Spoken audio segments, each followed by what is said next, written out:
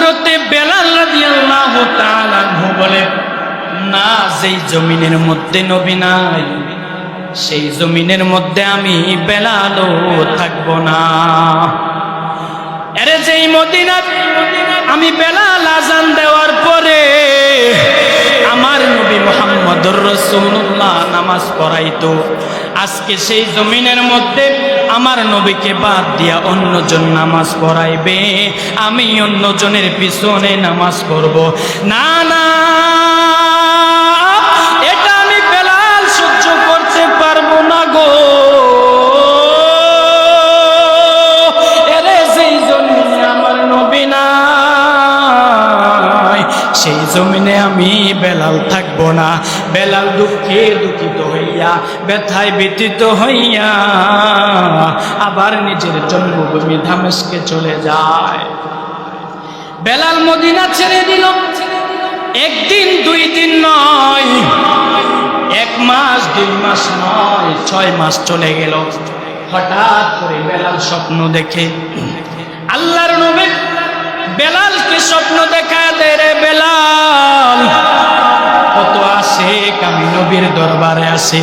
এরে বেলাল রে, কত পাগল আমার দরবারে আসে, আমি নবীকে সালাম দেয়। এরে বেলাল, আজকে 1 দিন 2 দিন নয়, 6টা মাস হয়ে গেল।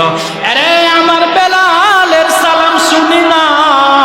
ও বেলাল রে, আয়না আমি নবীকে একটু সালাম দিয়ে জানা। ও বেলাল, তোর মনটা কি চায় না? আল্লাহর নবী স্বপ্ন দেখানোর পরে বেলাল হাওমাও করে ঘুমের ঘর থেকে উঠে গেল। আল্লাহর নবীর সাহাবী বেলাল ডাক দিয়া বলতেছে, নবী গো, না গো নবী না, আমি আপনাকে ভুলি নাই। ওগো নবীজি, দুনিয়ার মধ্যে সব ছেড়ে দিতে পারি গো, কিন্তু আপনাকে বলতে পারি না, আপনাকে বলতে পারি না। নবী গো, আমি তো আপনার সাথে রাগ করে আসি নাই। নবী গো, আমার কষ্ট লাগছে গো নবী।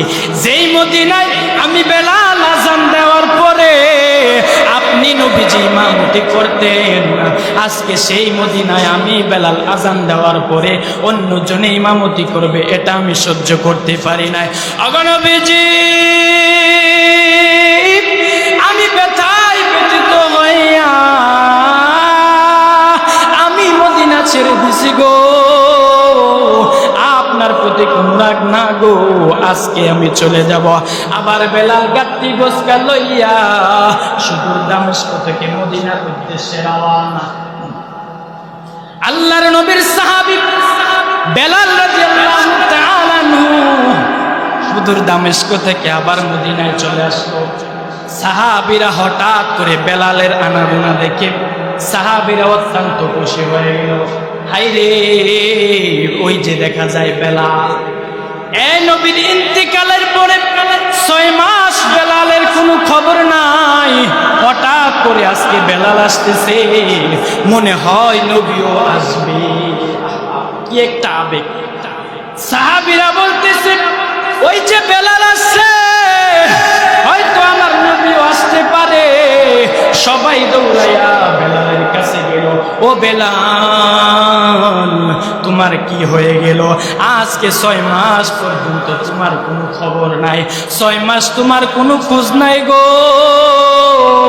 মদিনায় তোমার আজান শোনা যায় না, তুমি কোথায় গেলা?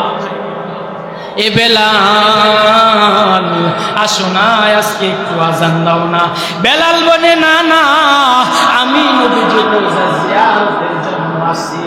নবীজির রোজার সামনে যাইয়া বেলাল সালাম দেয়, আসসালাতু ওয়াসসালামু আলাইকা ইয়া রাসূলুল্লাহ, আসসালাতু ওয়াসসালামু আলাইকা ইয়া হাবিবাল্লাহ। বেলাল বলে, নবী গো, আমি আপনাকে ভুলি নাই গো, আমি আপনাকে ভুলি নাই, আমি আপনাকে ভুলি নাই। আপনি নাই এই জন্য ব্যথায় ব্যথিত হইয়া আমি মদিনা ছেড়ে দিয়েছি, আপনি আমাকে ভুল বুঝছেন না। এবার বেলাল আবারও দামেস্কে চলে যায়। সাহাবীরা বলে, এ ভাই, নাই, 6 মাস পর্যন্ত তোমার কোনো দেখা নাই। ও বেলাল, তুমি একটু দেরি করো না, তুমি একটু থাকো না গো, তুমি একটু মসজিদে আজান দাও না। তোমার আজান শুনলে আমাদের মনে হয় যে নবীর যুগে আছি। সুবহানাল্লাহ। আরে বেলাল, একটু আজান দাও, ও বেলাল একটু আজান দাও না। বেলাল বলে না না, এইবার সকলে দৌড়াইয়া নবীজির নাতির কাছে গেল, হাসান হুসাইনের কাছে গিয়া বলে, ও হাসান হুসাইন, অনেক দিন পরে বেলাল চলে আসছে, আসো না বেলালকে বলো না একটু আজান দিতে, আমরা তার আজান শুনে মনে করব মনে হয় নবীজির যুগে আছি। হাসান হুসাইন দৌড়াইয়া বলে, এ বেলাল একটু আজান দেও না, একটু আজান দাও না। অনেক বড় লম্বা ঘটনা। বেলাল বলে, না আমি আজান দেব না। অনেক আবদারের পরে বেলাল এইবার আজান দিয়া দিল। আজান এবার শুরু হয়ে গেল।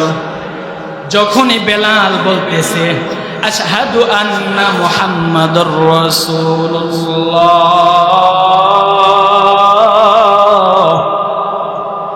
আশহাদু আন্না মুহাম্মাদুর রাসূলুল্লাহ, এই বাক্যটা বলার শেষ হওয়া মাত্রই বেলাল অজ্ঞান হয়ে পড়ে গেছে।